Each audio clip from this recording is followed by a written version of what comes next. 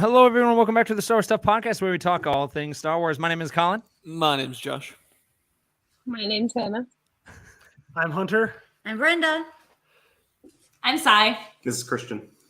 And we are here to break down the Galactic Star Cruiser review because minus one person in this group, everyone else had the chance to go on the Halcyon during the week of May 4th. And that is not your normal cruise. That was, I got to see them go on planet. And it sounds like everyone was wearing a costume or was really into it more than most cruises is what it sounded like, correct? Yeah. Yes. We talked to some friends who had been on previous voyages, and they said, one, there was way more people in costume this trip. There's probably about 90% of people on the voyage were in some form of costume, even if it was just a generic smuggler type outfit or bound or whatever you want to call it. And then there were also way less kids on this voyage, I guess, too. But okay. I think that all happened because May 4th, obviously being Star Wars Day, there was a higher concentration of super crazy Star Wars fans like us. Yeah. And for May 4th in Galaxy's Edge, it's not Star Wars Day. It's Black Spire Day. And the great thing about the Halcyon is if you go to Galaxy's Edge, you'll definitely, see like of the theming here and there saying hello travelers, bright suns and everything, but you got to times that by 10 if you're on the Halcyon. And that is what we are going to talk about. We will give a summary of what the Star Cruiser is like. We'll do a non-spoiler review first, and then we'll kind of dive into of the different storylines, because every time that you go on the Star Cruiser, your journey is not going to be the same as someone else's. And that's the beauty of the Star Cruiser, because every time you go on, you get something new. And we have a lot of different perspectives in this episode, because it sounds like everyone had their own different journey. But without further ado, Josh, take it away. Yeah, so, Halcyon in general, as just a very brief overview, it's basically a Star Wars cruise ship experience mixed in with, meeting tons of characters. You have actors for characters you've never seen before. There are other characters that you may recognize that you have the ability to talk to and learn and grow with, which is an amazing experience. And first off, just at the start, thank you to all the cast members. If you haven't been watching this, you guys made the experience wonderful. I know that the energy on the ship was amazing from the volume of Star Wars fans that you had there, but the experience really is owed to those amazing crew members. Agreed. So thank you for that. Mm-hmm. But for you guys, how would you, just the Halcyon in general, the general vibe, either the design of the ship or just the energy that was there, how would you guys even attempt to describe that?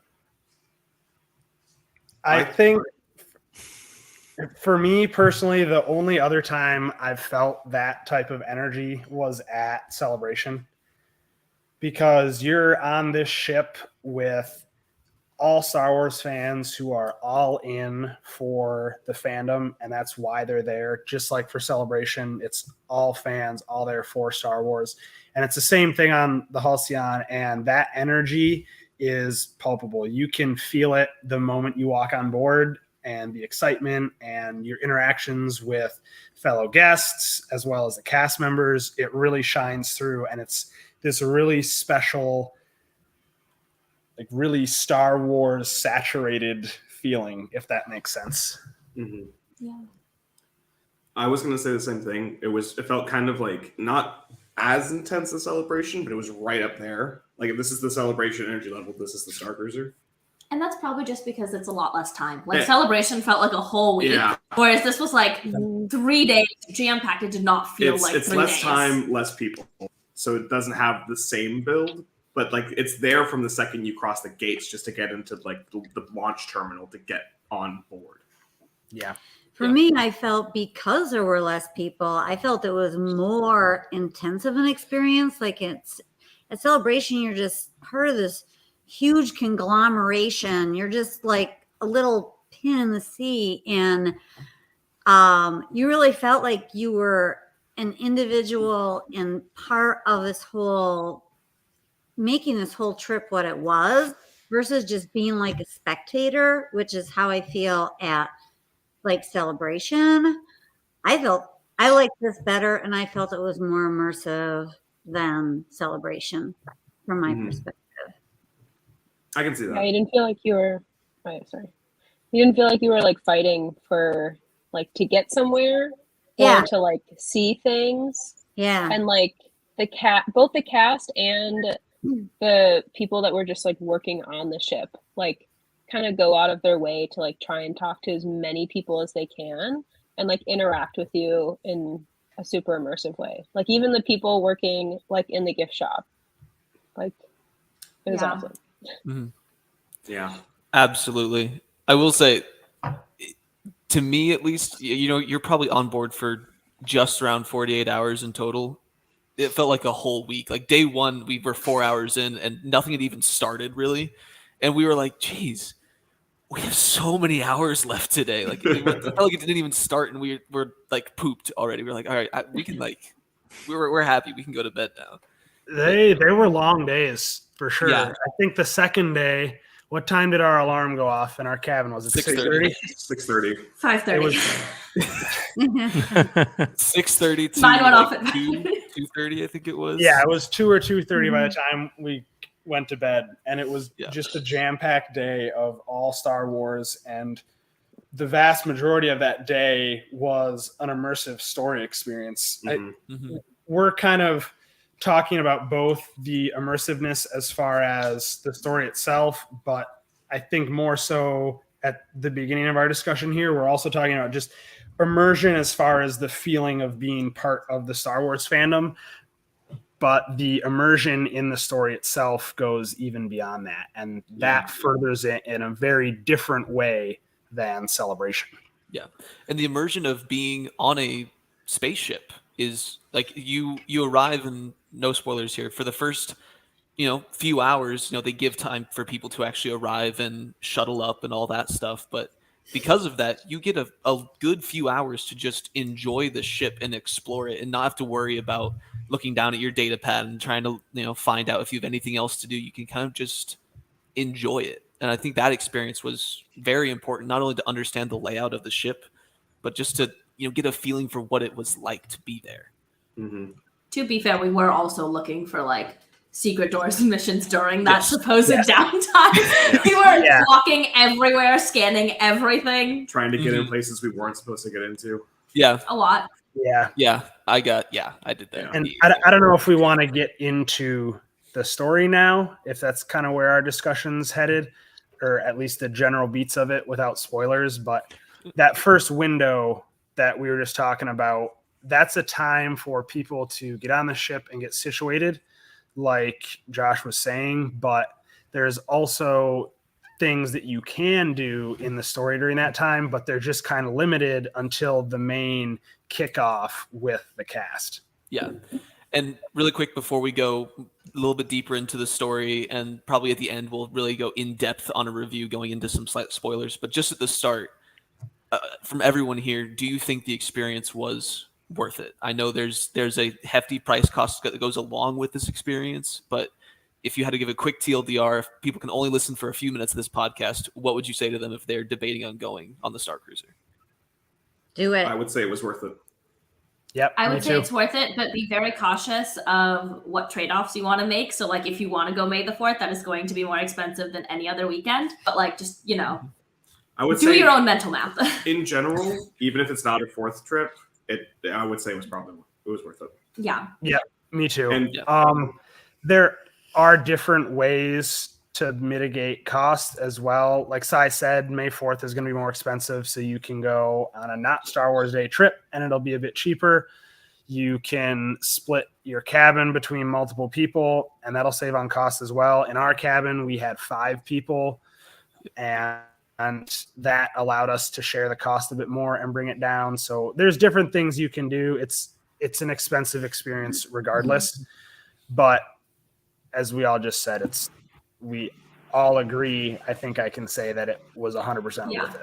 Yeah. And when it comes to splitting the cabin, there are 5 areas. There's a double, and then there's 2 bunks and a pull out as well. So there's a lot of opportunities for you to have larger parties in a room.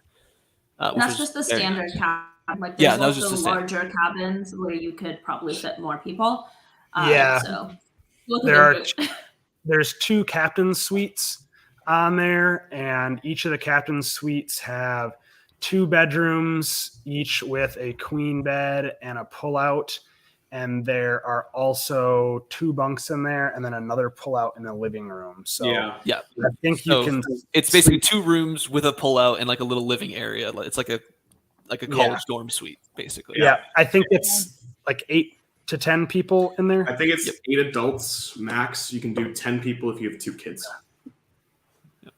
Yeah. So I don't know that for sure though. But like that's based off our conversation with Meredith and Brooke.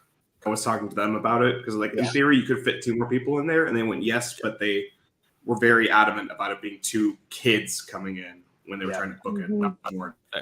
Yeah, and for those listening, Meredith is a friend of ours, and she also is a travel agent who specializes in booking the Star Cruiser as well. So she really helped us through the planning stages of this, and she had been on the Voyage before, so we had a little help knowing what to prepare for, and it was really nice to have questions answered beforehand for just stuff like the rooms or any type of general things about the ship itself and the stay specifically.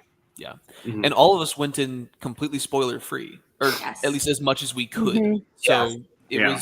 it wasn't a we went in knowing exactly what to do. It was a we went in and learned along the way, and we still had an absolute blast. And it's information is given to you at an easy enough rate where you can understand it very easily and get along and move with it. It's not too hard. You don't have to worry about missing out on something because you weren't paying attention. It's given to you fairly easily.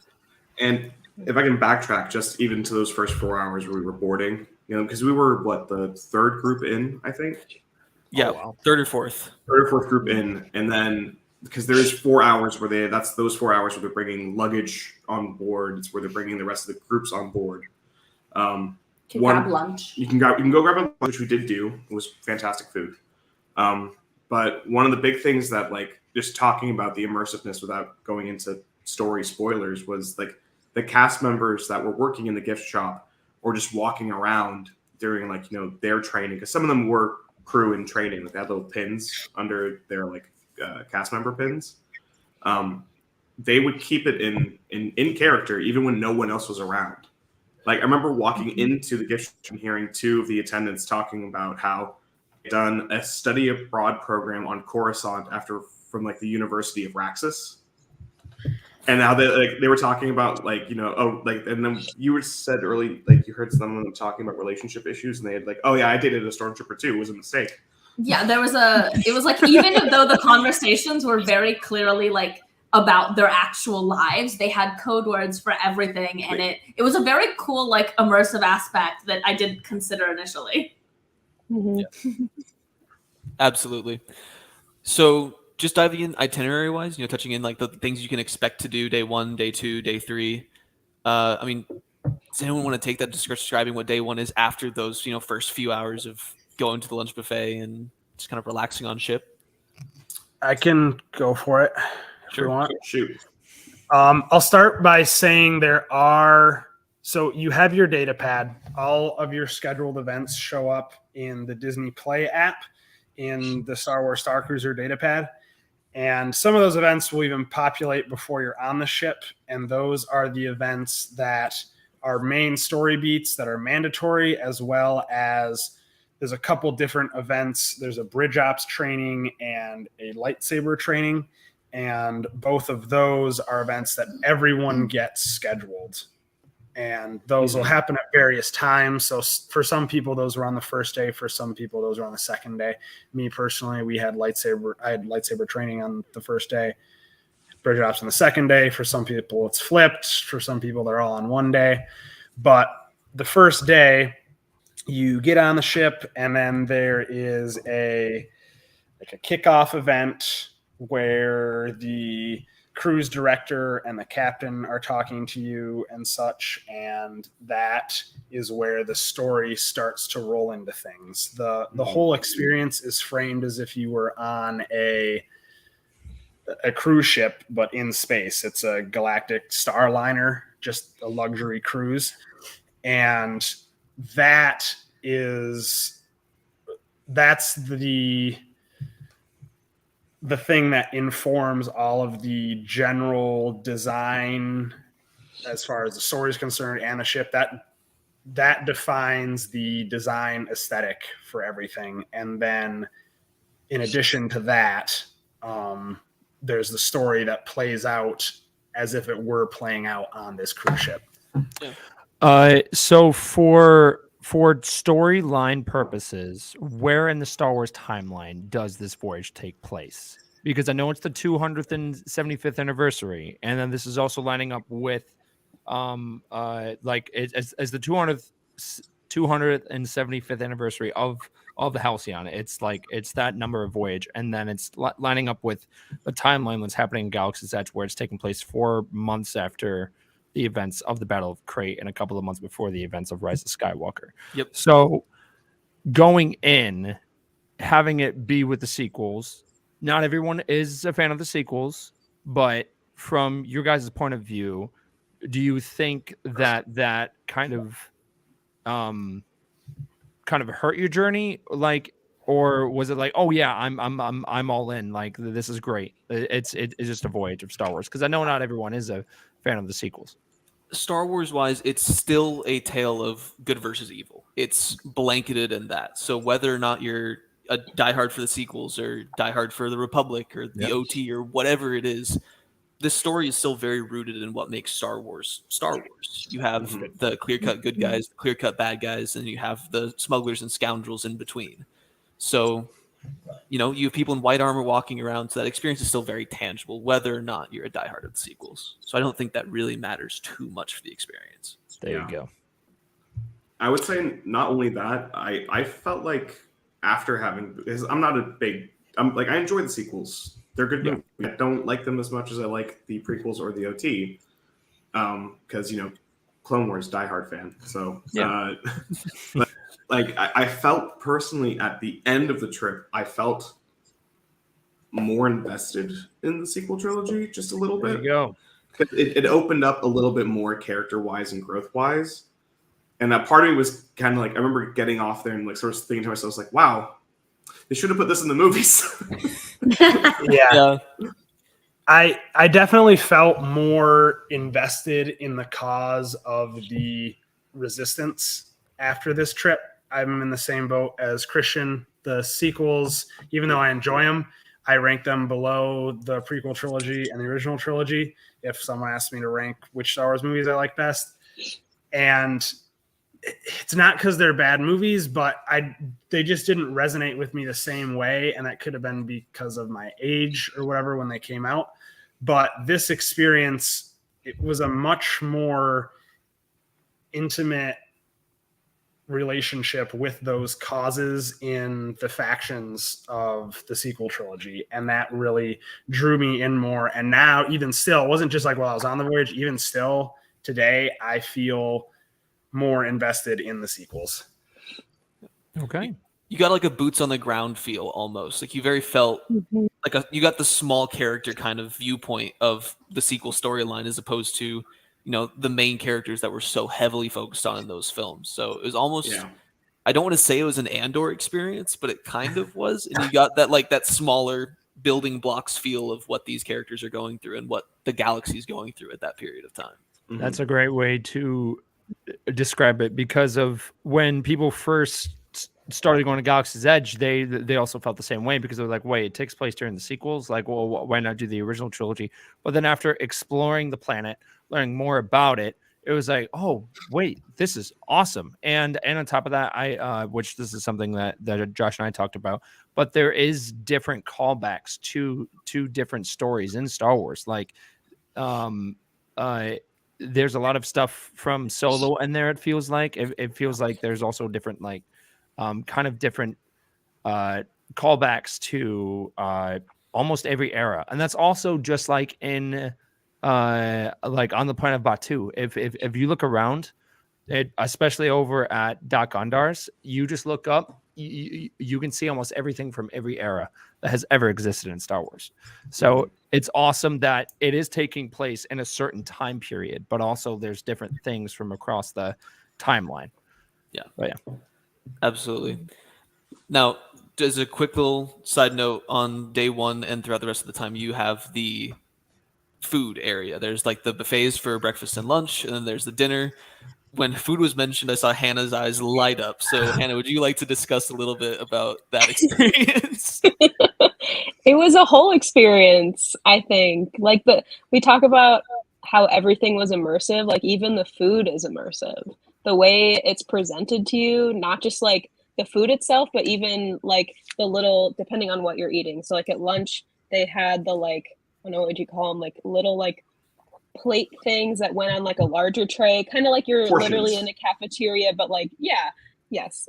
Yeah. It was like the style. Like you're in a Star Wars like cafeteria, and like just the way the food was presented was just like so cool, and then it tasted amazing.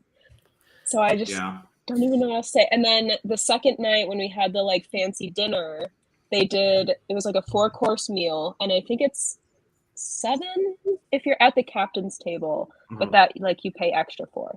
So we got 4-course meals, and each of them were based off of like a different planet. So there was, I think we started with Mustafar, and then Felucia, Kashyyyk, and then was it Chandrilla? I think we ended on Chandrilla. Yeah, that was Yeah. the So like, Was easily the yeah. best. Oh, it was so good. And they'll give you more food. You can eat as much food as you want, which is incredible. Yeah. They Had would we known bring that, we would have more eaten a lot dinner. more food. Yeah. Yeah. We found that out like Figured that out at during the the end. Kashyyyk course, Yeah. like the second to last one. But they did bring us more, and it was fantastic. And you can get all the blue milk you want, which is great. And we took some at the end in our water bottles. We filled blue them milk to go. It was great. Yeah. So, food. I would go back just to eat the food, to be honest. Agreed. Yeah. And like the It food also is- added to like the immersion, where instead of like serving you a steak, which is beef, they would call it bantha, or olive kin was like tip yip, and then like everything had its own particular name, especially all the desserts. Like they would never call something just like a lemon or just berries. Like it would be from a specific planet, and it really added to the whole like immersive aspect. Yes. I also want to add, like, I know we didn't have any like food allergies or specialties. Some of our friends did, and the way that they're like super accommodating for people who like can't eat certain things, who can't they have special diets, whatever, they just accommodate you so well. I know someone in the Facebook group made a comment like about their kid being very picky and he ate buttered noodles most of the time, but they made them for him. So, Yeah, that was they're awesome. really good about accommodating that for any type of allergies or intolerances and stuff. Meredith, our friend who is on there, she has a few different dietary restrictions, and they're great about accommodating that, both in the food that you get during the meals as well as the drinks too. They'll make you special drinks if needed. Yeah, and the way they all Yeah. come out, it's like a food parade, you know? They're all just Yeah. the way they come out of the kitchen and stuff is pretty cool. It was very fancy. Extremely It was fancy. very fancy. It is Josh, I still have probably a bone to pick with you about your steak. Just don't harm the efficient man. It was the most efficient way of eating it. It was like done. Thank you, That Sai. was so uncivilized. It is, And you worth can dress formal twice. I saw some other people do that, not just me. Okay. You definitely bring 2 formal outfits and then do 2 formal dinner nights if you want to dress up in like fun Star Wars clothes.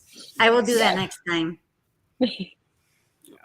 I do want to mention before we get off the topic of food too, we were talking about the cost of the trip and if it's worth it. So included with the cost is all you can eat for the food and all you can drink for non-alcoholic beverages.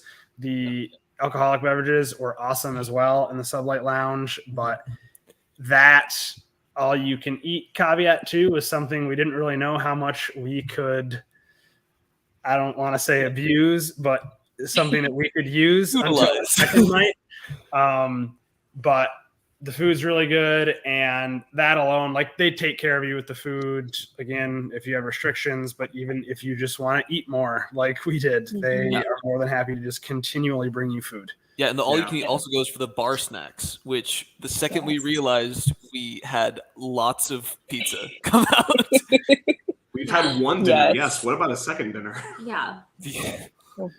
Yeah. And like all the non-alcoholic drinks too. It's not just like the standard coffee, tea, water, juice. Like they'll also make like, you know, the things you typically get at like specialty coffee shops. Like they'll make you a cappuccino, they'll make you a latte. They do latte art. Yes, they do latte art, which I was so, because I ordered like 2 lattes during dinner because I wanted coffee desperately. We were up for a very long time.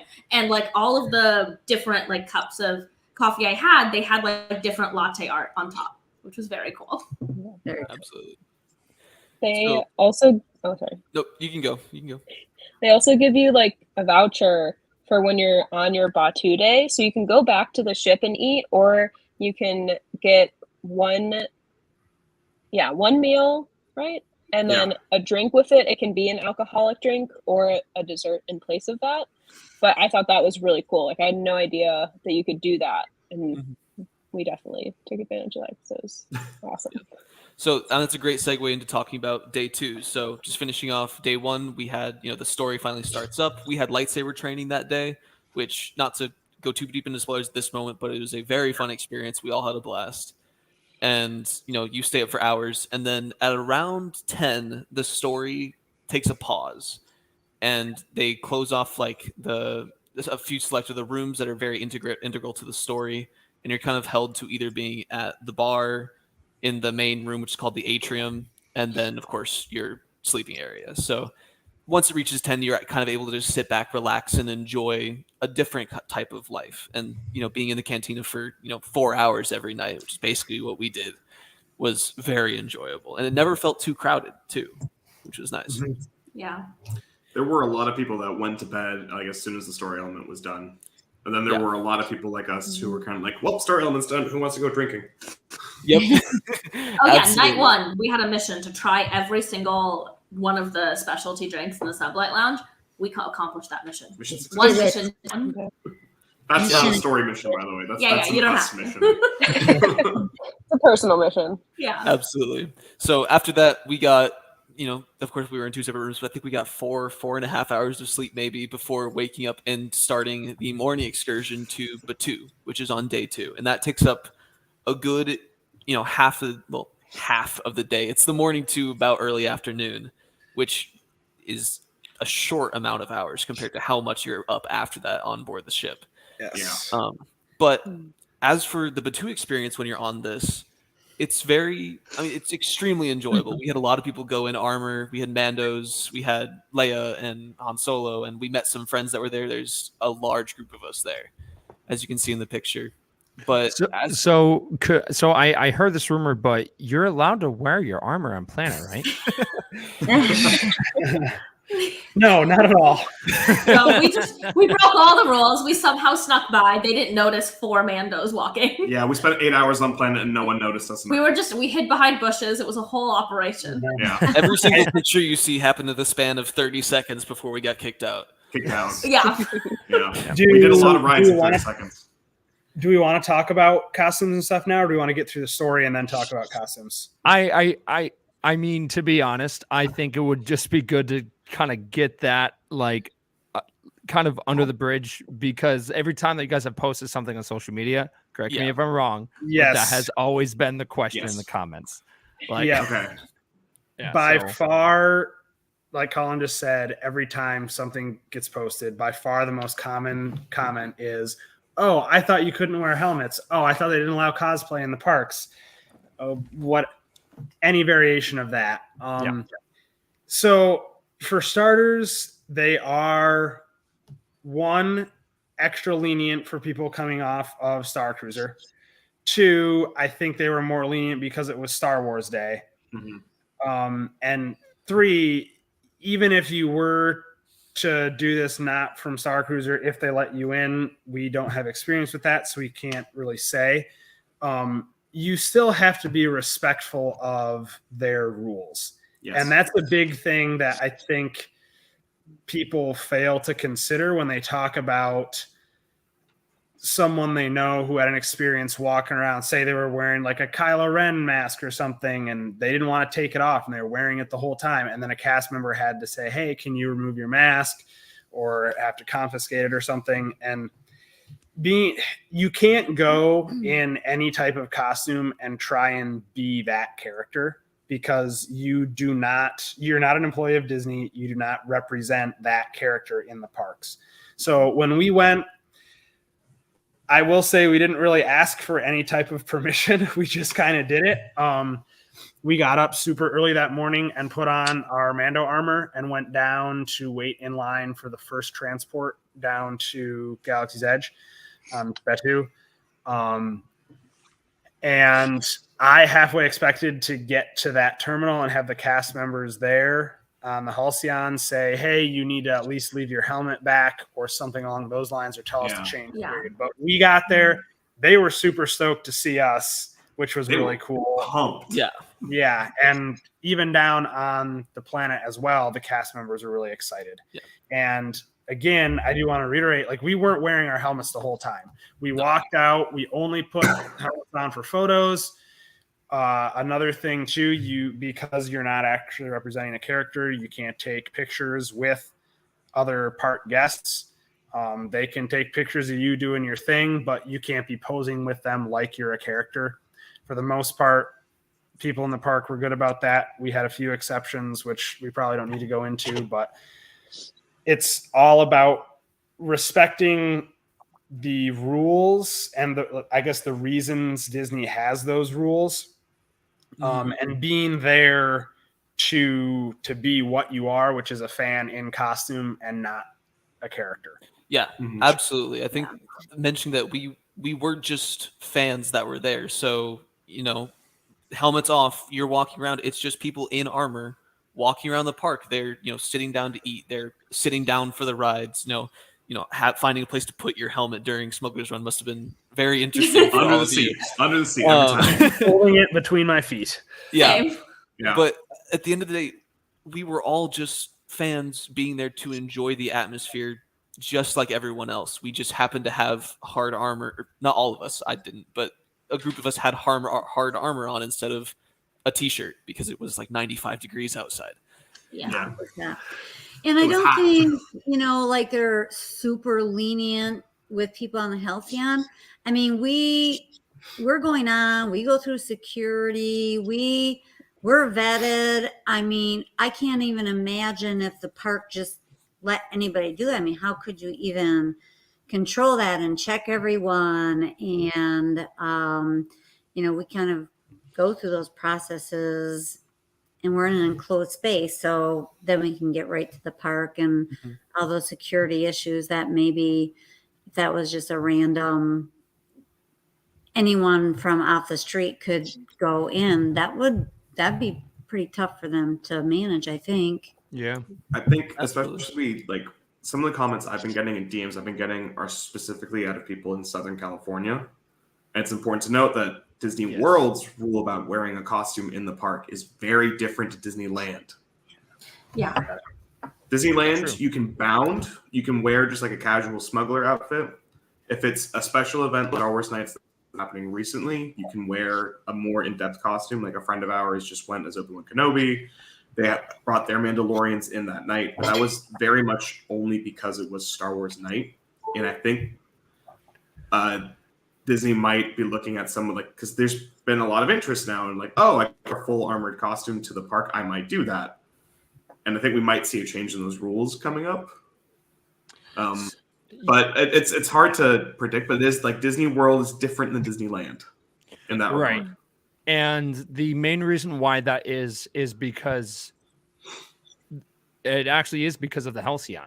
Yeah. And you have people that have like this group had the wonderful opportunity of going on, and when you're in the Halcyon, you are allowed to wear costumes and everything. And if they did restrict that of yes, you can wear it on the cruiser, but you can't wear it on planet, that would kind of hurt the journey in a way, because maybe the character that you are on the cruiser is Mandalorian, and the armor and everything is part of your religion. So when you go on planet, that goes away, and that kind of kills your story, and that kind of kills the vibe. So, and that whole and the whole thing about Galaxy's Edge, the whole thing about the Halcyon is that you are being immersed into the world of Star Wars in a galaxy far, far away, no matter what. And Disneyland doesn't have that. So of the Star Cruiser. So with that being said, that's the biggest difference between Batuu East and Batuu West. Yep. And again, from a outsider's perspective, hanging out with everyone that day, I'm telling you, it was awesome. It was a lot of fun.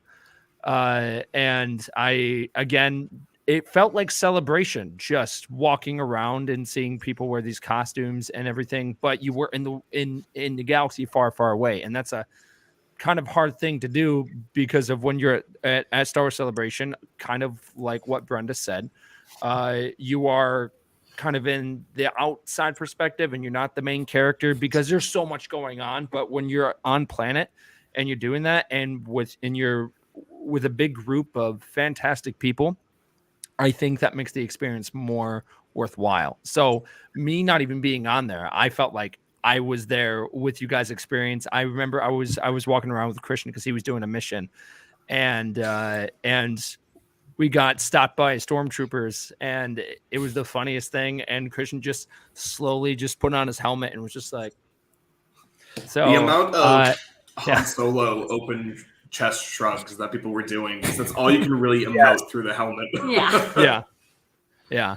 And I cannot even imagine of what Josh was going through, of going on the Falcon dressed as Han Solo. Like that is that's like fulfilling a childhood dream, because some people are going to Galaxy's Edge for the very first time and then adding the experience of the Galactic Star Cruiser, where it's being immersed times 10 than what you are on the planet.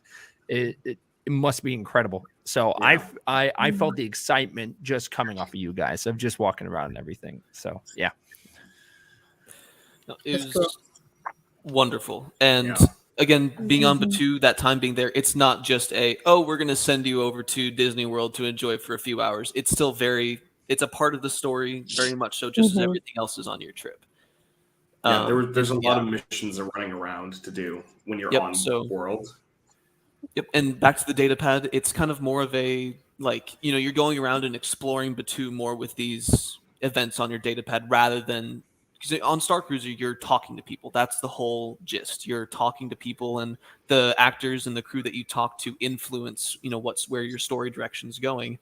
On Planet, it's more explore the planet. You're going off of those conversations you've had previously, and now you're going around and finding places you might not have noticed before if you had previously been on Planet, or if this is your first time nonetheless. So that was extremely enjoyable, and you get to do both rides. Mm-hmm. And they do give you the lightning lane for those rides too, which is fantastic. If I remember correctly, there's also, at least for Smuggler's Run, there's maybe some slight vocal differences that you get from Hondo if you're on Cruiser. Yeah, I was way too focused on flying. Yeah, I think it's flying. They check that you're there from the Halcyon via your Disney Parks Play app. So the dialogue from Hondo changes a bit, which was interesting because we were in the park the day before, and even then it was already thinking that we were Halcyon passengers. So we got to experience that extra dialogue a couple times, but the dialogue may change, but the ride is still the same. Yes. There's no different paths that you planets you visit or anything like that. It's still very much the same ride. Yeah. So anything else discussing Batuu wise before we touch on day 2 on ship for the rest of that day? No? If you do wear armor, it's gonna be hot. Yes. Yes. And that reminds me, as we were waiting in line to take this picture, I just remember looking at Brenda and she was like, "Is it time yet?" I'm like, "We're almost there. Just hang in there." And I know it was near the end of the time that you guys were on planet, but I'm really glad that we waited in line because those pictures turned out fantastic. Yeah. Me too. Mhm. I was like, Yeah. I know we need a picture. And now Yeah. that we have the pictures, I'm Yeah. like, I'm so glad. Okay. I'm so Pictures are glad. great. That was the last thing we did. We no, were they all, were good. all ready to just be back in air conditioning. Yeah. Yes. My Mhm. knee broke right after this photo. And I was like, that's a sign. We have to go. I'm done. We both looked down and it was lying between us, and I just picked it up and shoved it in my bag. I was like, oh, it's time to go back. Mhm. And yet we still wore armor for like hours after that. Yeah. Yeah. So we So- went back on ship, and all you guys were still in armor for an hour, 2 hours after that, because we got back and it was just right back into story beats. We had bridge ops training very close after that. So Yeah. a good chunk of us was like, well, might as well not change before that and do that. So for me, that was an amazing experience looking around, and it vividly sticks out. I look around on the bridge and then I just see Hunter in his Mandalorian armor, helmet off to the side. He was probably kneeling at that point in time, which is why he looked so small. Yeah, but- we spent, at least me, Christian, and Sai spent 8.5 hours in armor that day, which, regardless of what type of environment you're in, is a long time to spend in a costume like that because they are not comfortable. So, like Josh said, we got back to the ship, stuff kept happening, and we ended up being stuck in our armor for another couple of hours Yeah. after we got back. The experience So- of being in armor was so fun. We weren't even going to be on Batu the whole time in our armor. We were going to go back and change and then go back. And it was like we were having such a blast that we're just like stayed in it the whole time. Yeah. I know, like, officially the excursion for all guests starts at 8 a.m., goes until 4 p.m. I think 3:50 is the last shuttle back to the Halcyon. If you stay in Hollywood Studios past that time, to get back to the Halcyon, you have to leave the park, get a ride back to the main gate to the Halcyon terminal, and then take a shuttle back onto the ship. Wow. So they like, you will actually get a ping if you're still, like, I got a notice on my data pad being like, hey, you've left planet. Are you planning on returning later today? And I went, no, I'm done for the day. I'm going to stay on the Halcyon for the rest of it. And it went, okay. And then it just, stopped sending me notifications from the park. If you leave and say I'm coming back, it'll give you a reminder being like, remember, this is the last time to leave without having to do the long way back. So, and again, battery packs. I know it's been said on many other podcasts before. Battery packs for your phone are extremely important to keep that thing charged. Not only do you need it for almost at least 50% of what actually happens, maybe a little bit less than that, but it's very important for your journey. It's also very good for telling the time and finding your group and everything else. So keep that thing charged. Yeah, you're on like a spaceship in space. You can't really like look out the window in order to gauge what time it is. Like I definitely had moments where I was like, oh yeah, it's only like 7 o'clock. It just got dark. And I look at my phone and it's like 11. Yeah. It's very odd being like, oh, it's 2 p.m. and you look outside and you see like ships flying by and you're like, Yeah. It's all dark. Because there's no actual windows there on the Halcyon. The only outdoor space is the environment simulator. Yeah. and those have windows to the outside. Yes. Yes. But like the window in your room, if you shut off screen, is off. It's not a window, it's a TV screen. Yeah, and it has a very cool lens, so it fits in every direction you look. Like there's no like break in the screen. Yeah. Yeah. The Mhm. depth Yeah. perception on all of the windows and transports was phenomenal. They did a really good job with that. And quick segue to the rooms. Very nice. Very like it felt very Star Wars. The bunks looked right out of the Millennium Falcon. Only gripe I have is that when you have the window open so you can see, space, and sometimes you see hyperspace go by, there's this little ring of LEDs around that window that also must be on. Yeah. And we really wish that you could So have bright.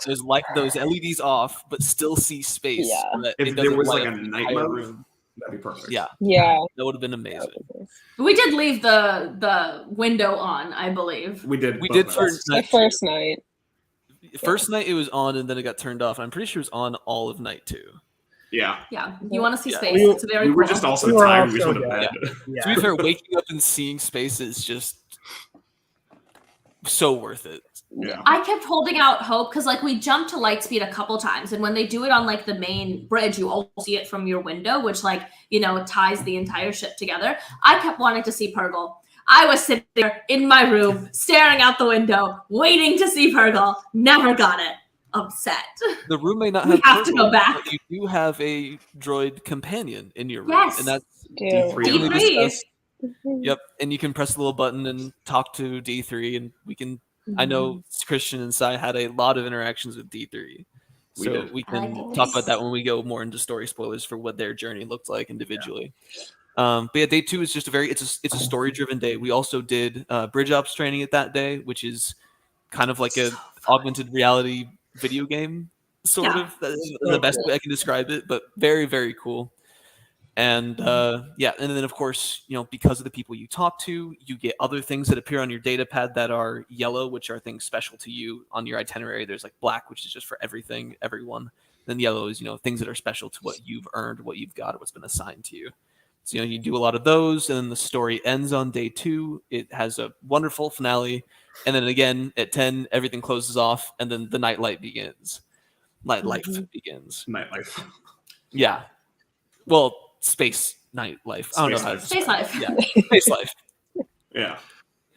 So I guess before we get into the spoiler discussion, we maybe should have done this to start, but a quick recap overview schedule of all the days. So your first day, you board the ship, you have a getting situated period, and then there is the kickoff with the captain and cruise coordinator, and then the story goes, or cruise director, yes, sorry. Muster. Oh, The muster, yeah. Muster up. And then the story goes for the rest of that evening, ends around 10.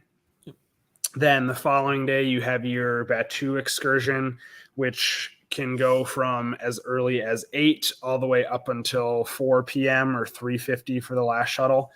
Following that, you have more story events on the ship all the way through probably maybe even later than 10 on that second night by the time everything finished up. Yeah. And then you have just your general hangout time in the atrium and the sublight lounge again. And then on the final morning, it's really just breakfast and getting ready to deboard, and there's no story events. No. And dinner is also on day 1 and day 2, like during that story Yes. time, and it is a part of the story as well. Yes. Yes. Yeah.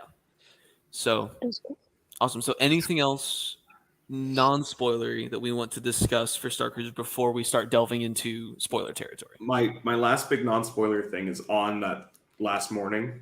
It is going to be a rush morning. Yep. Because if you want them to take your bags out of the room, and so they'll just bring it down to the terminal for you, your bags must be packed and outside your door by 8:30. Any later than that, you have to bring them out with you. And if you, I was talking to the person downstairs at the guest relations desk, and they said if it gets to it's the 9:30 time clock, they'll say, you know what, just leave your bags by the door again. But they're going to be the last things off then. So you have to wait at the terminal for a while. Yeah. Also, they will ship stuff from the Halcyon to wherever you need to go. It's not cheap shipping. No, it's not cheap shipping. It's If you steal $125. anything from the room, that's also not cheap. Nope. Yeah. Don't steal room. Do not Don't steal take room blankets. space. We did ask. We did ask, yes. You can take it. They'll just bill you. Yeah. Maybe one other thing that would be good to go around and say before we get into spoilers too, as far as non-spoiler advice, we could all go around and say one thing that we would do differently or wish we knew going into it.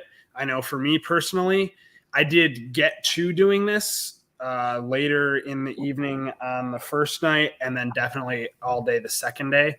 But I personally wish I was more assertive, I guess, being part of the conversations with the main characters that are part of the cast. Not that it didn't make for a bad experience because I wouldn't, but I could have been involved in more story elements had I been a bit more a part of those intimate moments with cast members at the very start of the voyage. Same here. I have the opposite. I kind of like by I guess like the end of day one, I like zeroed in on this is the storyline I want to be part of. This is the thing I want to do. Because like the first day I was trying to do everything. I was like, in all Easter eggs, I will find them. And then by the end of it, I was like, no, this is the one I want to do. And I think the experience was way more enjoyable once I picked the one thing and only focused on the one thing. Mm-hmm. Absolutely. Hannah? I was thinking more or less the same as Hunter and Christian, especially because I'm a very shy person. So getting to go up to people is a little bit more difficult. But once I kind of did, and I even kind of did it in a way where I was like, there are other people over here. So I went over, and then I was able to like talk to the captain or something like that. So I would say, even if it's just there are a couple people by a certain character or something, just going over there. I know there were like certain like the Saja, like there were groups of people that did stuff with them just even in the atrium, and I'm like, how did I miss this? Like, so even just walking around a little bit more, or just going up to, you know, little groups that are by just any of the cast people. Yeah. And at Muster, they do say like, we encourage you to talk to people, and also don't be afraid to just, if there's a conversation, just walk up to it. It's not like a high school clique scenario. You're free to just walk up to anyone you want and start joining in a conversation, and it's beneficial to you if you do. So it takes a little bit of you getting used to that. I was fortunate enough where I was able to just jump into some conversations right from the start, and that really helped go into the journey that I wanted to have for the voyage. So I really enjoyed that. For me, it was, I really should have broken in my belt rig, my Han Solo belt rig before the trip, because I had probably worn it for 30 minutes to an hour before we went on that trip, and then I wore it for 36 probably straight hours. So I very much wish I broke that leather in a little bit earlier. I would say I focused too much on my data pad. Like I was just always looking at it, waiting to get a message, and not only with cast members, but I think other Voyagers like missed a lot of those sort of interactions, which if I were to go back, I wondered if you didn't like go through your whole data pad, what would happen to your story? Like if you didn't answer all that, but you were present for them, but not really on your data pad. Because I felt like that's really what I was like, oh my gosh, I got a new message and I got to do this. And and responding to those does like put things on your itinerary for new events for you to go to. So keeping an eye on it is important, yes. But not being super focused is beneficial to staying in the world. And last non-spoiler thing I wanted to bring up, because I'm amazed it hasn't been discussed yet. There is a droid on board. That's special to the Halcyon. So keeping spoiler free, I know all of you guys loved that droid within every inch of its being. Yes. So much. Yes. Yeah. So I'm waiting for mine to deliver. I want SK. But yeah, so it doesn't have Phillips screws on its body like R2 and Galaxy's Edge does, which I know I was excited to see. Yes. It's a very well done droid, and you see it a lot. So yeah, as you should. Yeah. So now touching into spoilers. So if you do not want to have any spoilers on some possible journeys or paths that you can take on the Star Cruiser, go away. Like listen to other podcasts or something. Bye, Colin. Bye. But yeah, so we are going to be touching on spoiler things, and from all of us, we went entirely spoiler free, and we had amazing experiences still. So you don't need to be worried about knowing what different paths are, because you will still find one that's very enjoyable to you just by being present on the ship. So yeah, spoiler time. That time SK got captured. That was so terrible. I wanted to I cry. hated everything. Yeah. So ship opens during muster. The First Order comes aboard. You introduce to a bunch of different characters just at that start. You have Wraith Cole, which is like the guaranteed smuggler type that's on board, who I spent a lot of time with during the voyage. Very happy I did. He's a scoundrel. He's a scoundrel Yeah, type. Josh, before we get into the characters, do we want to talk about the general paths that we can take? Yeah, I was just going to touch down on muster, how like it introduces all those characters Yeah. for you to talk Yeah. to. So it's not Yeah. like the First Order comes in day 2. That's when you can start talking to them. It's everyone's there from the start. It's who do you want to go talk to in this kind of giant talk fest. Sandbox. Yeah. Yeah. They're so like Josh was saying, different characters will kind of direct you towards different paths, but there are 4 main story directions you can take. There is the First Order. There's a scoundrel path, which kind of walks the middle, but I would say is still kind of more of a good guy path, but you get some of your own stuff out of doing it's more Some bad self-serving things. than the resistance. Yeah. Yeah. And then there's a general resistance path and then a force user path as well. Yeah. Mhm. And you can mix a lot of them as well. I know I had like a good chunk of scoundrel stuff, but I also had some resistance and some force users. So not like an excessive amount, and you can put all your eggs in one basket as well, but kind of spreading them out and getting a taste of each was also very, very, very fun, at least from my perspective. Yeah. So just as a refresher, if we want to go through and describe what path you think you either heavily focused on or which ones you think you got the most of, what would that be for each of you guys? I did resistance. I started off doing a lot of them. Like I did the Jedi, the Scoundrel, did a little bit of First Order too. And I was like, at the end of the first day, I was like, I want to do resistance. I am firmly on the side of SK. The moment I knew what side the droid was on, I was like, well, there I am. Here we go. Fully devoted to this little guy here. Yes. Also, did expect him to be a part of the story. Like I went and I made like a little SK bag and was like, oh, it's just the droid on the ship. That would be cool because I didn't listen to any of the spoilers beforehand. And then the moment went onto the ship and I was like, oh, there he is. And he's a part of the story. Like that was a no-brainer for me. Yeah. I knew exactly what it was gonna be. I tried to go as much force user as possible for my story. I went kind of a mixed force user and resistance, but still leaning a little more towards the force user side of it. SK flirts, by the way. According to the cast members and the cruise director, was flirting with you heavily every time that bag was out. My they have familiarity levels with like the different characters, and I didn't check, but I'm pretty sure my familiarity level with SK was very high. Spent as much time with the droid as possible. Wait, The SK is moment- listed on the familiarity No, list? SK's not listed. No, Okay. he's not. No, but any good interaction with SK goes towards your Lenka familiarity. Oh, that's And the Because actors SK are very is good like at the remembering story. names as well. yes. Yes. The actors who play these characters, even the actor who plays Chewbacca, who does make an appearance multiple times on the cruise, it's the same guy. It's the same people that do that. And so they will recognize faces. They will recognize either outfits they're in or anything else. So those developments feel very organic. Yeah. Absolutely. Hunter, what about your path?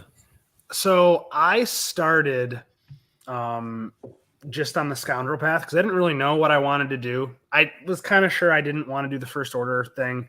So I went scoundrel to see if I wanted to stay on that path or go more towards resistance or the force user path. And just sort of by chance, I ended up more on the resistance path.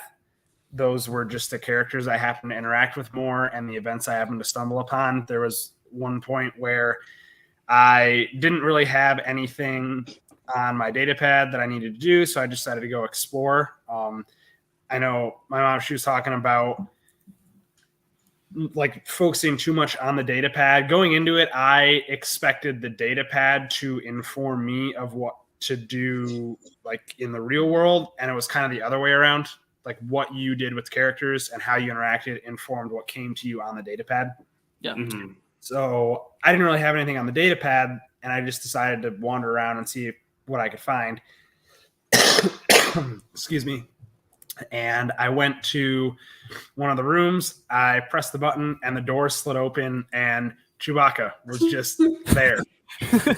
And that was a really, really cool moment. And that event is probably really what pushed me down the Resistance path for the rest of the voyage. And I definitely, like I said, I went in, kind of wasn't sure. I'm very happy with the path that I went down. I do kind of wish I continued to talk more intimately with the characters to get more involved in more events. But what I did have, I was super happy about and super pumped with, and it was a blast. Absolutely. Brenda? I was Resistance from the get-go, and didn't really change all throughout, and was happy that was the path that I had chosen. But yeah, it was.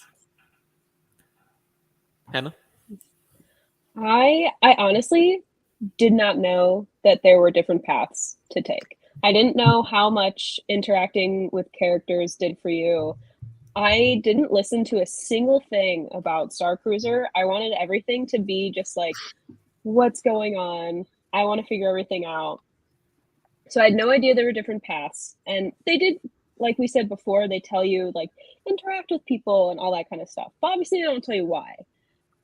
So I just kind of, you have different options of ways you can respond to all the different people sending you messages, whether it's the First Order people, the captain, or whoever.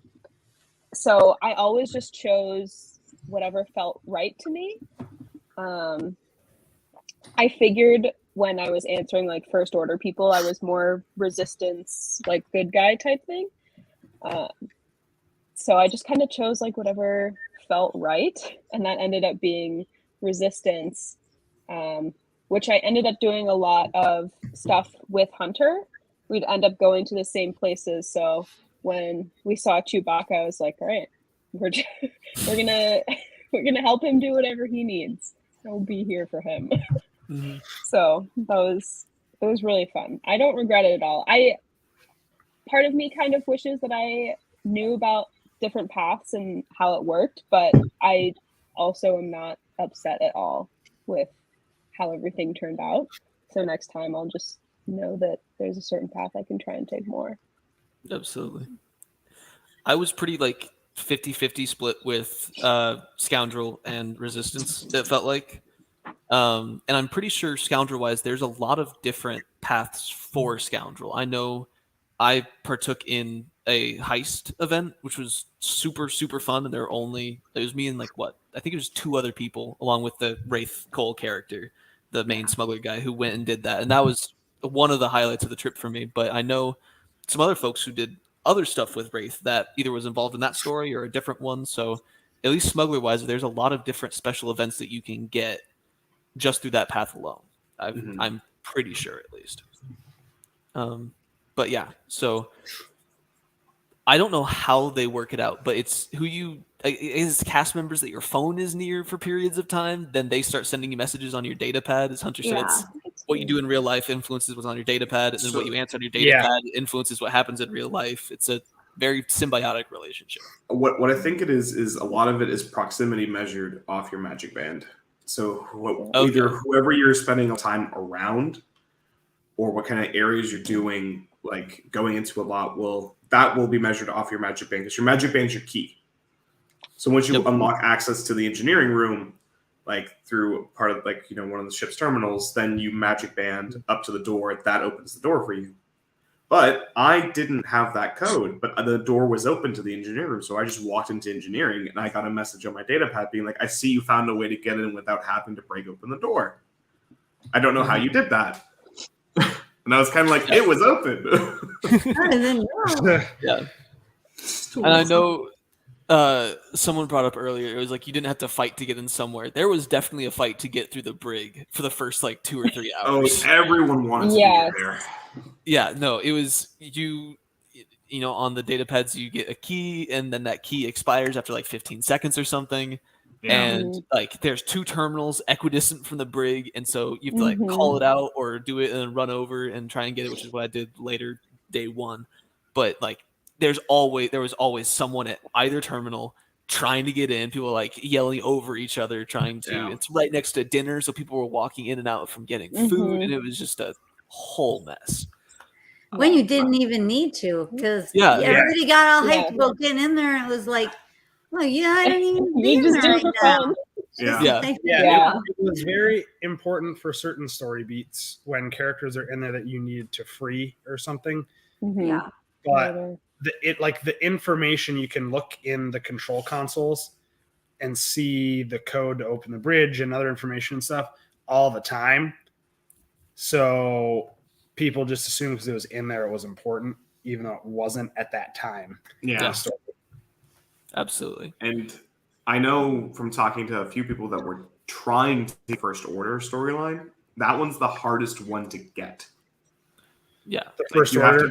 you have to very intentionally be a villain to get like a First Order specific storyline. And I think Mhm. because like at the end of the second night, there's that Yeah, cut of he names everyone them who- all out. He names people, and there were Yeah. like 6 people Yeah, like 5, 6. out of a 8. voyage of about What? 120. yeah. Yeah. One of Yeah. them was like a 12-year-old. Yeah, he was Yeah. so dedicated to it. A little He is fascist. so dedicated. Yeah, no, and he was like, I've never seen someone with so much cynicism. At your age. His entire family Yeah. started laughing. It was And that's great. when talking to cast members helped too, because I kept trying to get in the Mhm. cargo hold. I'm like, I gotta get in this cargo hold. Do you have any tips for me? Like, why do you need to get, Well, why do you do wanna you get in need to there? in there? And then I just got, she explained to me, like, I really didn't need to be in there because I didn't have Mhm. Yeah. anything that was taken from me that was in it. You have to have a cargo taken from you to, but there's still these missions and they have like orders. Like there's an order that things need to be done. And I don't know, but you can see them on there even if it's not something you have to do at the time. Yeah. So I felt like I wasted some time doing things that I didn't even need to be doing. I think all of that does come back to what I was saying about assuming the data pad was informing what you should Yeah. be doing, Yeah. when in reality it was just what you were physically interacting with Yeah. that was really guiding your story. Yeah, Like, Datapad kind for of me- just spits back more of what you're doing. Like it's Yeah. who you talk to, and then Yeah. it's like, oh, you're talking to this person. Maybe you should go do a scheduled story meetup at 4 p.m. Do this Yeah. thing. Yeah, Right. And like I had that on the first day where like, we got on board. I immediately opened my phone to the data pad. I was like, okay, is there anything here I need to like, okay, there's a couple messages, get through. And then after a little bit, like nothing populated, I was like, well, I'm just going to go mess around with the ship a little bit and see what happens. And I noticed there was one time where I started, like, I got into the terminal, and then I was like, oh, then I got a message from Wraith being like, oh, so what I do will also affect what happens on the data pad. Yeah. At that point, I was kind of like, I will take care of the stuff that shows up on my data pad as fast as possible when I can, so I can just go mess around with it and see what else I get. yeah. At the start, I even before like muster, I tried to get into the cargo bay because I saw there was a push button door to Yeah. open. I did it and scanned it, and I got a message from the captain. And she's like, "What are you trying to get in there Ew. for?" So I made it my entire goal over the entire voyage. Like talking with Wraith, I was like, "Dude, I have some stuff that I need to put in the cargo hold because I don't want the First Order looking through my room and finding this stuff." And then that became like my whole in with talking with Wraith. And eventually I ended up talking to Asaja that was close to Wraith about getting in and a whole shebang. Determined. Yeah. It was Teamwork funny is at work. because like 3 of us got access to the cargo hold before you did, and we Yeah. weren't even trying. And Wraith was like, Yeah. I've sliced every single door. I know I can get in everywhere but the cargo hold. If you get anything, if I get anything, I'll let you know. The same should go. I was like, same, dude, same. If I get anything, I will find you. So we were on Batu. All you guys started getting like, oh, you can go on the cargo hold now. I was the last person to get that notice. Yeah, and After I got Josh. it. Josh Yeah, like, I dang got it. and went and talked to Wraith, and I was like, hey, also, cast members are great at improv. I did improv for a good Yes. couple of years, and you can throw them some curveballs, and they'll do great. Like the second I got cargo hold access, I just happened to see Wraith in the atrium. I was like, hey, dude, I was able to get in. He was like, oh, awesome, let's go. And so we went down, and he, had some fun things to say, and just for long enough that he got himself out of there and did other things and talked to other folks that he had to. Mm-hmm. So props to them for having amazing improv skills while keeping everything within story and character. I ran into Wraith in one of the turbo lifts coming down, like going up from engineering, and I was talking. He's like, I heard a guy might be interested. There was a tweet like Mandalorian on that too. He's like, really? I didn't realize that there were tweet like Mandalorians. As soon as we walked out of it into the atrium, there's Sai with her bucket off on the chair next to her, and he's just like, that is the most morbid thing I've ever seen. Because I had just shown him a picture of you on a holo scan. And he was kind of like, wow, that's incredible. And he walked out, and there's just a decapitated head basically on the seat next to you. And he went, oh my. And I went, oh no. Yeah. Like that. The reason that we didn't get to change out, or like I specifically did not change out of the armor right after we got back, is because right when we got back, there was a specific mission point, and the only mission point I cared about, which was saving SK. Right. Like that was it. That is the only thing I wanted to do. So I was like, I will stay in armor until SK is safe. This is all I care. Like the really funny thing for me was because I had the same mission. Like, you get back, go to the terminal, upload the unlock codes, out. And then that happened, and I was being sucked into other story bits. And then by the time I was like, okay, we've got downtime until bridge ops, I pulled out my phone and looked at the time. I was like, I have 5 minutes. I'm just gonna write it out. Yeah. Then we did bridge hops in armor, which was fun. Mm-hmm. It was hot all day. It was very sweaty. My feet hurt a lot. At one point, I was kneeling down in front of the console because my boots were hurting my feet so much. But you guys look great, and you got some really awesome pictures. Yeah, we did. Yeah. I was so ready to not walk for another day of my life, and then and then we had dinner, and I was like, I'm gonna wear my boots through dinner, and then I'm taking them off immediately. And we sat down for an hour and a half dinner, and I was like, I feel rejuvenated. Like, then I kept them on for the rest of the night and everything else. But I remember the first night when you guys were handed those little slips of paper where you had to there were 3 slips to make a message, and you guys were all being super hush hush and keeping them away from me because you didn't know where my story was. Okay, you were so secretive. Ignite the spark. Like, Chris, where are you going? Like, fuck. Like, I don't even know. I know. Where I'm going. I'm gonna go this way. I know Hannah was saying that she was with Hunter for a lot of the time, and that's great. I did not have that. I hardly saw you guys. I only saw you during meal times and scheduled activities. Or our excursion. Yeah, the other times I was just off, and I was like, "Where's everyone?" Yeah, that goes into a really good thing I wanted to bring up. For the first 2 or 3 hours, once the story started, it was very hard, especially because we were a larger group, at least for me, to not compare what I was getting on the data pad or what I was getting story-wise to compare with what you guys were getting. Yeah. And it was after 2 or 3 hours where I was like, you know what? It's going to be different. It is going to be different for everyone. Even if we have very similar conversations and scan the same stuff, it's still going to be different. And once you accepted that, at least when I accepted that, the trip became so much better for me. It was way easier. It was so much easier, and you weren't worried about, I didn't get that data pad message. And you're like, well, I got this data pad message that they didn't get. So it's a give and take that still works very well for each individual person. Yeah. Yeah. Do we want to run through the individual characters? I know, Josh, you started to do that, and then we got sidetracked. Okay, sure. Big surprise with this group. Wraith Cole is the best human on Earth. No, I mean he's not. Well, no. Earth. I've never heard of Earth. Earth is part of our trip. Earth is Pandrilla. Sorry, I misspoke. So Wraith, he's the discount smuggler character. You have. I mean, he's a very interesting person to talk to. He was the manager for Gaia, and he was very interested in helping her help Ryloth, amongst other things. He was kind of the smuggler helping out the captain. He was a smuggler helping out the cruise director, helping out Gaia with all these individual different things. And so that's kind of an add-on to the different paths you can have with Wraith. But there are also other characters. Yes. It's probably good to talk about Gaia next. Because she is one of the main characters, or probably maybe one of the focal points of the voyage. So, as Josh said, Wraith is Gaia's manager. Gaia is an intergalactic superstar, as they call her. She's a musician, singer. She performs during the first night's dinner and then has some other smaller performance moments, as well as being really involved with part of the story throughout the voyage. But her whole thing is trying to smuggle the coaxium and other things to the First Order and kind of using her fame as a front in order to do that and get her access to things. And she has really good music on top of it. She is a good entertainer. She is. I've been listening to her music ever since we got Yes. Her album came out while we were there too, and they like added that in.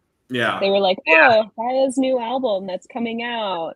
I thought it was part of the story, and then I realized that it was actually something happening. So that was a new album. I thought that when we were coming on, they're like, "Oh, it's the 275th Voyage." I was like, "Oh, that's an interesting like tie-in to Star Wars Day," and then I realized that it's always is that. Yeah. Yeah, which Hannah, by the way, you forgot that poster I gave you, by the way. I know. I realized that I forgot to message you like 2 days ago, and I was sitting at work, and I was like, "What am I gonna do?" And the second album came out on Black Spire Day, right? Yeah. Yeah, that's what we were Officially saying. came out, yeah. Yeah. So Yeah. you guys had the great opportunity of seeing it live, correct? Yes. Get like a song or two from it, I think. They were like Yeah. a new song 3 from Gaia's songs. new album. Oh, From that's so cool. from what I understand, she was singing those songs beforehand too. Oh, Yeah. But they finally like released them on whatever streaming platform and iTunes and stuff, so Yeah. you could actually listen to them outside of the Star Cruiser. there you go. Yeah. I think if we keep going with Gaia, there's two more characters that tie in closely to her. Yes. Yep, let's talk about those. We've got Sandro. He's a super fan. Sandro is one of the characters that rotates out. He's got a different actor every voyage, from what I understand from talking to other people. But he's the mega fan. He sneaks on board to get to meet her. Is originally super bummed when she's not already on board at the muster, but she arrives later. And then we have the musician that's behind all the music the guy is singing, which is Wani, who's our Rhodian on the trip. And it is the most incredible Rhodian mask in the world. It's so cool. Yeah.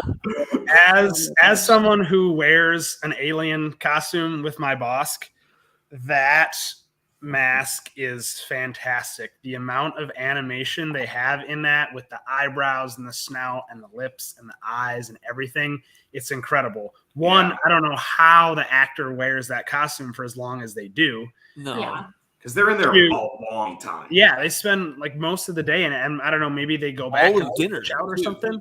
All Yeah. of dinner. Under show lights. Now, Yeah. whether or not that's a different Twice. mask that they wear, don't know. But still, animatronics or no animatronics Yep. for being under stage lights for an hour and a half. That's a long time. And like moving around the whole time. It's not like they're just like DJing behind like whatever section they have. They're dancing, they're walking around the room. Mhm. It's like phenomenal. When Yeah. they talk, there's also the different voice lines, and as they laugh, you can see the face laughs alongside the audio track. It's insane. Yeah. I And she wish speaks my Huttese. Hondo mask was like that.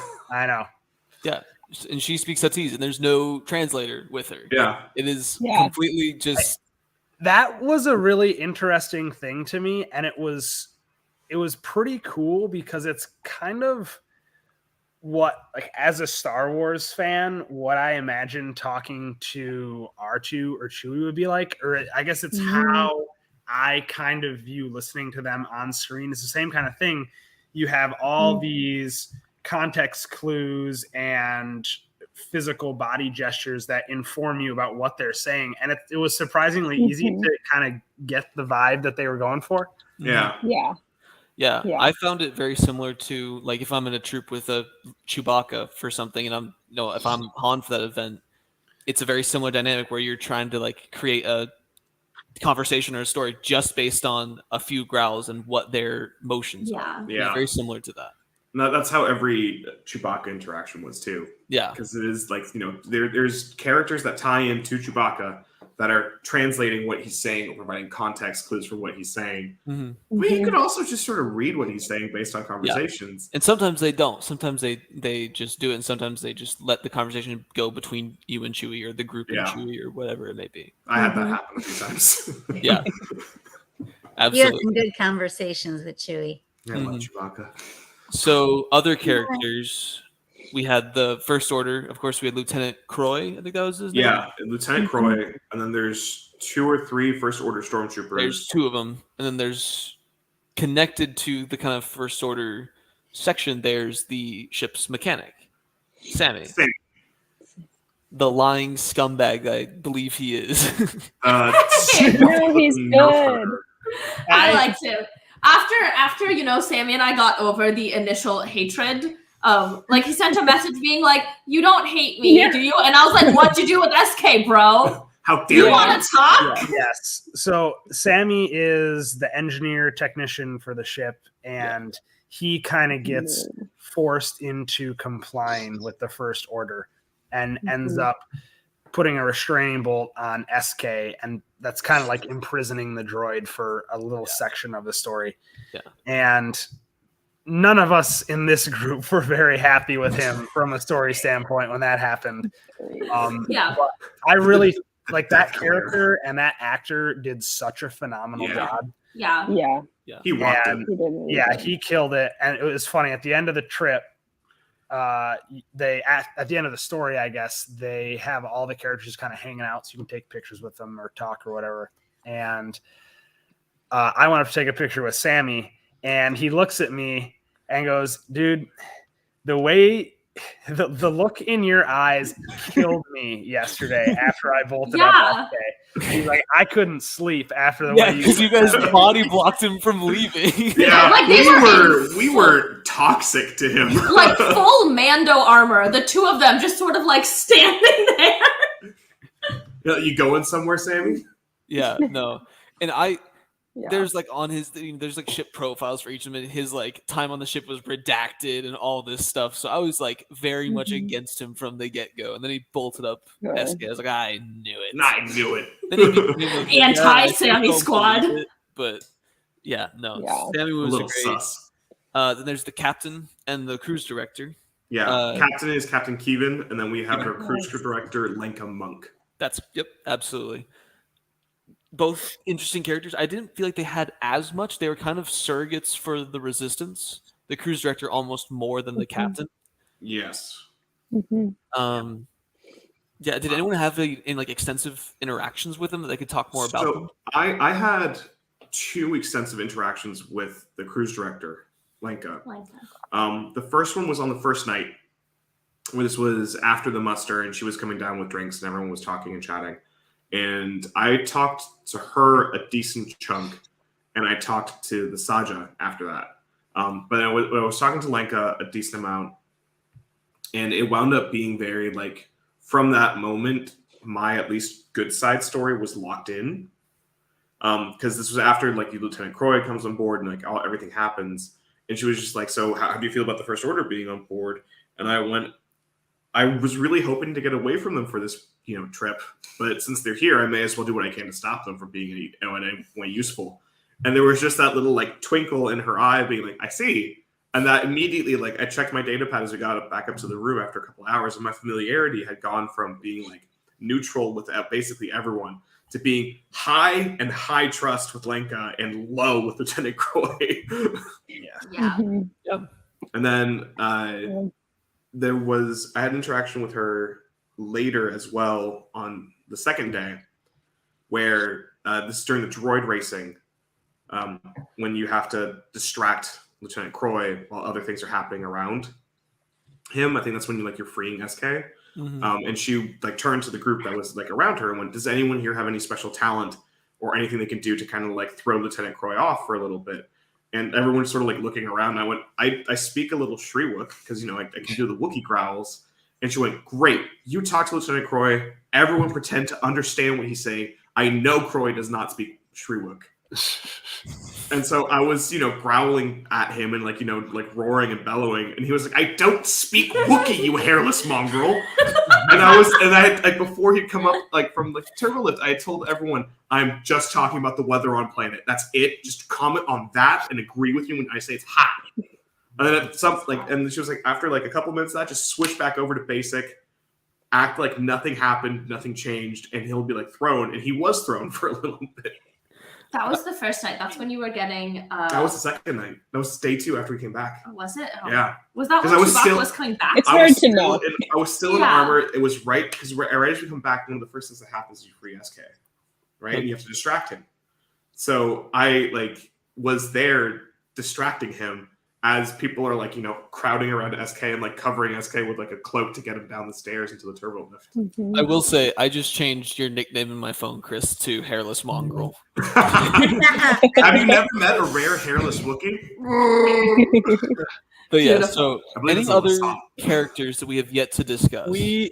Hannah and I had a really special interaction with the captain that I think speaks to how invested the cast members are with Star Wars in general.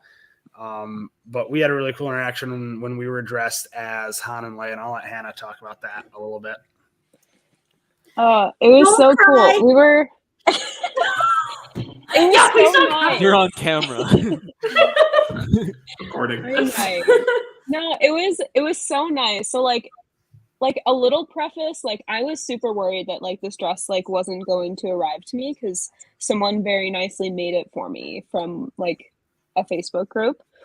And like I was really nervous about wearing it. I was like, I feel like it like was kind of fitting funny. So I was like very just like didn't know how I felt. To fill the listeners in, Hannah and I were dressed as Han and Leia from the Princess and Scoundrel book. So Leia has this specific green flowy dress that's really pretty. Yes. Yeah. Yes. And I think we were just like walking around and we were walking like around the bridge because sometimes they'll leave it open for you. And the captain was in there and we were just kind of like around these other people, and she commented on my dress. And she said, I kind of forget like the middle part, but she was like, oh, like last time I saw this dress, it was on this like some compliment about Leia being like a great woman or something. I don't really remember, but and then she said that it like fit me well or something. Like it was a comment like, oh, last time I saw someone with a dress like this on board, it was like a great leader and woman, like and that you wear it well. Yes, so that I wear it well. I sweet. couldn't think of like how she worded it, but yeah. So I was just like, I just didn't even know what to say because I was like, I knew that was the dress from the book, and like I was like, oh my gosh, like I didn't expect for anyone to like from the cast to make any sort of comment about it. So it was like clear like she knew what it was, and I thought that it was just like it was just so nice. Like I think about it all the time. Wait, but like speaking of the book, did you like notice how much the book like tied into the like when they were talking about like the level that things were on, like this is where the dining room is, this is where the atrium is, it all matched up to the book. Like I knew that the atrium was on level 4 because that's the same level it was on in the book. Like they talk about like all of those things. I really wanted to ask D3 if she knew Leia or remembered her, because in the book Leia interacts with D3 a lot. Mm-hmm. And I mean, you should ask D3 if she remembers Han Solo. Yeah, next time. So I think that's all the character discussions. I know some of you guys have talked about like your favorite some of your favorite interactions. Do we just want to go through really quick for the next next few minutes, just talk about like what was something that really stuck out to you character interaction wise that happened? There's one last group of characters which we haven't touched on, which is the Saja. Oh, the Saja. That's right. So the Saja is a collective group. There's 3 of them. Officially there's supposed to be 4, but one of them is missing, and Sammy fills in that role for Musters. Because they are like officially they're like the handlers for the ship. And they're like, senior officers underneath the captain and underneath the cruise director. But in reality, the Saja are I think 2 of them are very force attuned and very like tied into the resistance, and there's one that's friendlier with Wraith and is more scoundrelly. Yeah. Yes. Yeah, I think for our trip, like they're it's very difficult sometimes to get them to like open up about their part of the story. But like once they like, I first night I was wearing my just like a smuggler outfit, but I had my Obi-Wan saber clipped to my belt, and one of them like came up after the muster and was talking and sort of looked down at my belt and looked back up at me, and it's kind of like, that's a very interesting piece of belt decoration you're wearing. And I went, yeah, I was told it belonged to like a great uncle or something. Cute. And he was kind of like, I see. Well, I look forward to seeing what you do with it. Just know that, like, you can't use it on board. We have our own like practice sabers. And I went, yeah, but it wouldn't be the first time I've handled a lightsaber. And he was like, okay. And he just like, that immediately affected my path as I was going. Yeah, absolutely. Brenda, any standout interactions that you had? I heard that there was a pin excursion that you and my mom went on. We did. We had heard there were artifacts available if we got into the gift shop on our own with no one else in there and asked if artifacts had been delivered. So we did end up with these special pins they had to ask for. And I had a few interactions with our cruise director, and was real like after my very first time and I hardly talked to her that long, and she asked me my name, and she remembered my name like the whole rest of the trip. It was Right? awesome. They were very good with names. Yeah. And then Chewy, I mean, we got stuck in the engineering room with Chewy for, I don't know. It was a long time, but it was a lot of fun just interacting with him and trying to keep him from, like, he just wanted to get out, and we were supposed to try and be keeping him safe. And he was just really wanting to get out and break out of there. And but it was fun. Yeah. Those are probably my favorite interactions. Absolutely. I love for Chewbacca. Yeah. One that really stuck out for me was day one. It was actually the experience I had that made me go, oh, I don't really need to compare to what everyone else is having. So I realized just how different it was. Because you guys were all going over to the bridge to do some scanning thing, and I had a message that said, hey, go down to engineering. So I was like, I'm just going to go do that. So I went down to engineering, opened the door, and I opened the door and there's no one in there except for Chewbacca and a worker. And so I had like it felt like 10, 15-minute conversation with Chewbacca.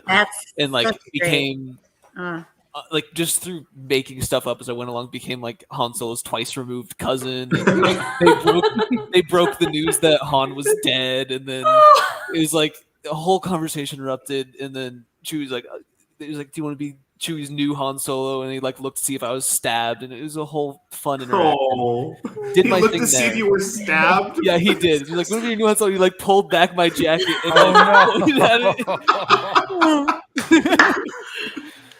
But yeah, so it was so much fun, and lots of jokes and banter between him and I, and that was a blast. And then after I left that, I realized no one's trying to get in the brig.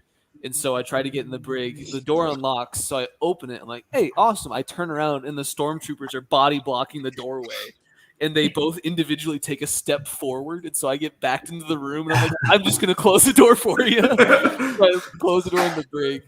And that was a whole fun interaction. Then they like stood guard and closed the second door, and I had to get out because the grate that's supposed to open up to engineering wasn't opening either by the button or sliding it or anything. So I had to like wait for them to leave their posts and escape. And but that was talking to Chewie and then seeing him on day 2, and he like you could like see the recognition, had a quick conversation with him, and that was hands down one of my favorite interactions I had on the show. Great for you guys to got like little individual side things that were going on. Whenever people are missing, like, what's Sai doing? Yeah, what's Josh doing? Or because everybody's doing different stuff. We're just gone.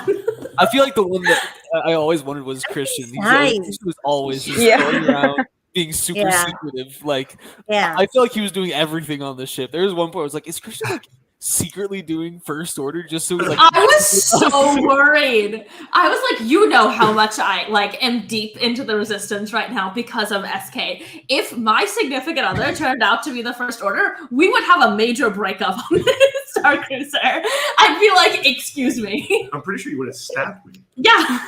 We are Team SK and that is it. No, I kept it. Murder in international waters. I kept it really like I kept my part of it like pretty hush hush for the first part of the first day, just because I was kind of like, one, I wanted it to be my own story, but I also like I wasn't pinging up like the same kind of things you guys were on my like data pad.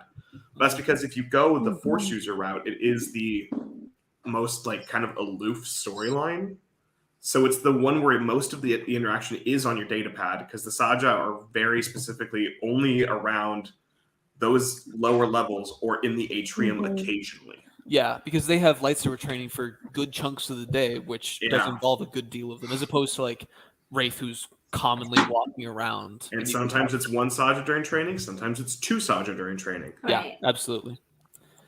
Yeah, so we don't have that much longer. I really wanted to bring up doing this again. If you guys would do it again, what would like if you just do it on a heartbeat? Yes, just I know. Yes, I know. I talked about it before. Personally, I would want to wait until they kind of revamp it or give it a new story. I mean, the Halcyon's been around. I do it again right now. Okay, I forgot the beard hair. Like, I gotta go back. I left a hair tie in the cabin. We kind of got to go back.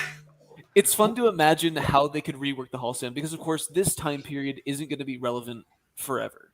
And so, you know, if you think about like a decade down the line, could they revamp the Halcyon to have a new story based in the Republic era or in the High Republic or however that goes around? Because like I think that very clean Chandril and ship design can work for multiple different eras of Star Wars. They can put it into that time frame very easily.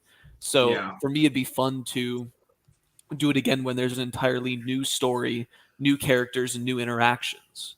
I think that'd be a blast. So something that I do want to throw out there is one way to keep bringing people back in is that you don't have to do the same mission every time you go on. Yes. So, for example, the next time you guys go on, Josh, you don't have to be a smuggler. Oh, yeah, no, you can absolutely. totally choose a different storyline, and then that's how it stays relevant, because there's more than just one storyline every time. Unlike Galaxy's Edge, where you are kind of in Groundhog Day. Every time that you go there, it's going to be the same day that you go on. So, but yeah. And I would say for me, definitely, like if they revamp the story, I'd love to go even more than I want to go back. I would love to try and get a different story if I went back like soon. I know for me, I would change up entirely how I was packing like costumes and clothes. Like I would reduce my luggage by half, basically. Yeah, no, I'd try and go like maybe bring Jedi garb and try and go full Saja. Just try something completely different. Yeah. I was worried I was going to be like too. Sorry. No, you're fine. I was worried I was like too. I guess like fancy with all of the outfits I packed. I feel like I could have gone a little fancier. Like maybe some fun headdresses next time. That would be nice. I was a bit more pared back because we were staying there for the whole week, so I had to like pack a bunch of stuff. But next time, if we go just for the Star Cruiser, I would 100% be like this is my Met Gala. This is what I'm doing. All right. I'm with you, Sai. Yeah, no. I would go all out for the nights. That's for sure. End of the day, the trip was an absolute blast. We all had So good. hours and hours of fun, and it felt like a week within the span of 48 hours. Yeah. I think we are 6 people who would go again. Yeah. Oh, Yes. yeah.